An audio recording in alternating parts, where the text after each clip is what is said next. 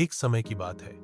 एक बहुत ही दूर, शांत और हरियाली से भरे जंगल में 3 पक्षी रहते थे। चिक्की तोता, जो बहुत बातूनी और तेज दिमाग वाला था। बालू मैना, जो थोड़ी डरपोक थी। गरुड़ हंस, जो सबसे उम्रदराज और शांत स्वभाव का था। एक दिन जंगल में एक अजीब सी सुनहरी हवा बहने लगी। जो भी उस हवा को सूंघता, वह कुछ पल के लिए बेहोश हो जाता और फिर उठते ही अपनी स्मृति खो बैठता। उसे अपना नाम, घर और दोस्त कुछ याद नहीं रहता। यह देखकर जंगल के सभी जानवर घबरा गए। कोई नहीं जानता था कि यह हवा कहां से आती है और क्यों।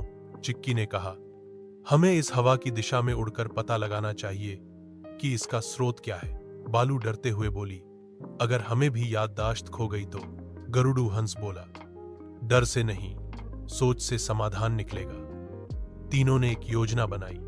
चिक्की आगे उड़कर हवा के केंद्र तक जाएगा। गरुड़ एक लंबी डोरी से चिक्की को बांधे रखेगा। बालू पीछे से सब देखेगी और किसी विपत्ति में इशारा देगी।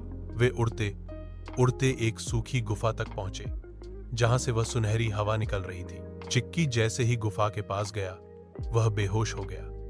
बालू डर गई, लेकिन गरुड़ ने तुरंत डोरी खींची और चिक्की को वापस खींच लाया। जब चिक्की को होश आया, उसने धीरे धीरे कहा, गुफा में एक टूटी हुई जड़ी बूटी की थैली है, वही हवा फैला रही है। शायद कोई तांत्रिक यहां से गुजरा था। गरुड़ तुरंत समझ गया। उसने पास के एक बुद्धिमान उल्लू को बुलाया, जो जंगल का वैद्य था। उल्लू ने बताया, यह स्मृतिहीन वायु है, जो कुछ खास जड़ी बूटियों के सड़ने से निकलती है। इसे केवल पानी और तुलसी के मिश्रण से शांत किया जा सकता है। तीनों पक्षियों ने मिलकर वैसा किया और कुछ ही घंटों में वह सुनहरी हवा रुक गई।